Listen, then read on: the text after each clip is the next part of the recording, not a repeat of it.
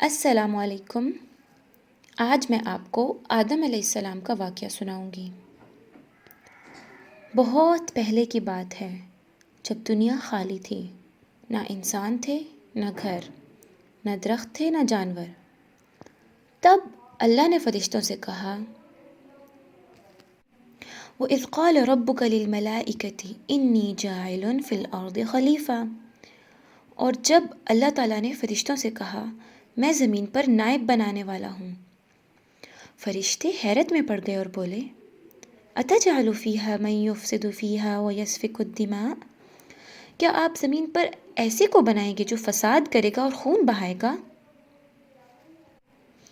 انسان تو آپس میں لڑائیاں کریں گے۔ تو اللہ تعالیٰ نے کہا، انی اعلم ما لا تعلمون، میں وہ جانتا ہوں جو تم نہیں جانتے۔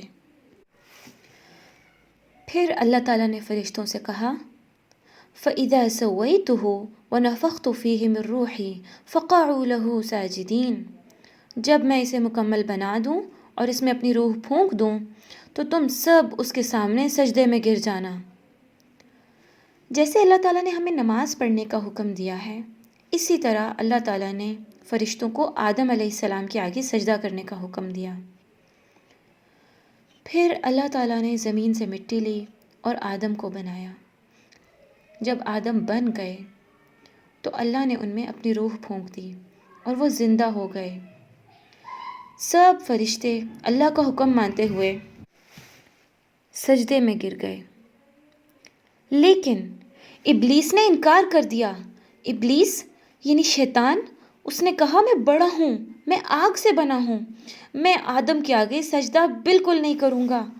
ابلیس نے کہا، انا خیر منہ خلقتنی من نار وخلقتہ من طین، میں اس سے بہتر ہوں، میں تو آگ سے پیدا کیا گیا ہوں اور آدم تو مٹی سے بنے ہیں، میں مٹی سے بنے ہوئے انسان کے آگے کبھی سجدہ نہیں کروں گا۔ ابلیس نے اپنے تکبر اور حسد کی وجہ سے اللہ کی بات نہیں مانی۔ پھر اللہ تعالیٰ نے ابلیس کو جنت سے نکال دیا اور اللہ تعالیٰ نے آدم علیہ السلام کو بہت کچھ سکھایا۔ وَعَلَّمَ آدَمَ الْأَسْمَاءَ كُلَّهَا، اور اللہ نے آدم کو بہت چیزوں کے نام سکھائے۔ پھر اللہ تعالیٰ نے ان سب چیزوں کے نام فرشتوں سے پوچھے، لیکن فرشتوں نے کہا، ہم نہیں جانتے۔ پھر اللہ تعالیٰ نے انہی چیزوں کے نام آدم علیہ السلام سے پوچھے تو آدم علیہ السلام نے ان سب چیزوں کے نام بتا دیے۔ تب فرشتوں کو سمجھ آ گئی کہ اللہ کا فیصلہ بہت اچھا ہے، کیونکہ اللہ تعالیٰ نے انسان کو علم دیا ہے۔ پھر اللہ نے آدم علیہ السلام کو جنت میں رہنے کے لیے خوبصورت گھر دیا۔ وہاں ہر چیز موجود تھی، خوشبودار پھول، میٹھے پھل، بہتا پانی۔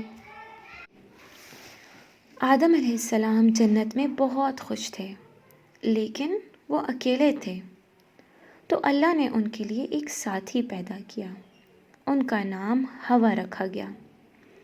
یا آدم اسکن انت وزوجک الجنہ، اے آدم تم اور تمہاری بیوی جنت میں رہو۔ اب آدم اور ہوا دونوں جنت میں رہنے لگے۔ وہ ہر روز جنت میں مختلف پھل کھاتے اور اللہ کا شکر ادا کرتے۔ لیکن اللہ نے ایک خاص ہدایت دی۔ اللہ تعالیٰ نے کہا، وَلَا تَقْرَبَا هَذِهِ الشَّجَرَةَ، اس درخت کے قریب بھی نہیں جانا۔ اللہ نے انہیں یاد دلایا، إِنَّ الشَّيْطَانَ لَكُمَا عَدُوٌّ مُّبِينٌ، شیطان تم دونوں کا دشمن ہے، اس سے بچ کے رہنا۔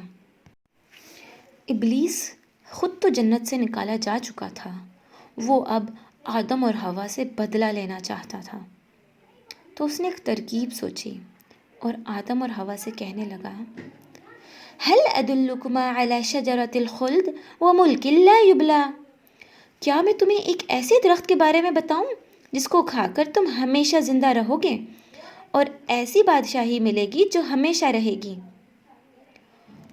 آدم اور ہوا نے پہلے شیطان کی بات نہیں مانی، لیکن شیطان بار بار آتا رہا اور کوشش کرتا رہا۔ وَقَاسَمَهُمَا إِنِّي لَكُمَا لَمِنَ النَّاصِحِينَ، اور شیطان نے ان دونوں سے قسم کھا کر کہا کہ میں تم دونوں کا دوست ہوں، تمہارا دشمن نہیں ہوں۔ آخر کار آدم اور حوا شیطان کی باتوں میں آ گئے اور اس درخت کا پھل کھا لیا جس سے اللہ نے منع کیا تھا۔ جیسے ہی انہوں نے پھل کھایا، ان کے جسم کی پوشیدگی ظاہر ہو گئی اور وہ جنت کے پتوں سے اپنے آپ کو ڈھانپنے لگے اور فوراً سمجھ گئے کہ انہوں نے ایک بہت بڑی غلطی کر دی ہے۔ لیکن اللہ تعالیٰ نے کہا اہبطوا، جنت سے اتر جاؤ، بعضکم لبعض عدو، تم میں سے بعض بعض کے دشمن ہیں، اور اب تم لوگوں کا ایک خاص وقت تک ٹھکانہ زمین پر ہے۔ پھر آدم اور حوا نے اللہ سے دعا مانگی، ربنا ظلمنا انفسنا وان لم تغفر لنا وترحمنا لنکونن من الخاسرین، اے اللہ، ہم نے اپنی جانوں پر ظلم کیا ہے، اگر تو ہمیں معاف نہیں کرے گا اور ہم پر رحم نہیں کرے گا تو ہم نقصان اٹھانے والوں میں سے ہو جائیں گے۔ آدم اور حوا دونوں نے اللہ تعالیٰ سے خوب معافی مانگی اور اللہ نے ان کی توبہ قبول کی۔ پھر آدم اور حوا نے زمین پر زندگی شروع کی۔ وہ اللہ کے حکم کے مطابق زندگی گزارتے اور اپنے بچوں کو یہی سکھاتے کہ شیطان سے بچ کے رہنا، وہ ہمارا دشمن ہے، وہ ہمیں جہنم میں لے کر جانا چاہتا ہے، اور وہ ہمیشہ اللہ تعالیٰ سے مدد مانگتے اور دعائیں کرتے۔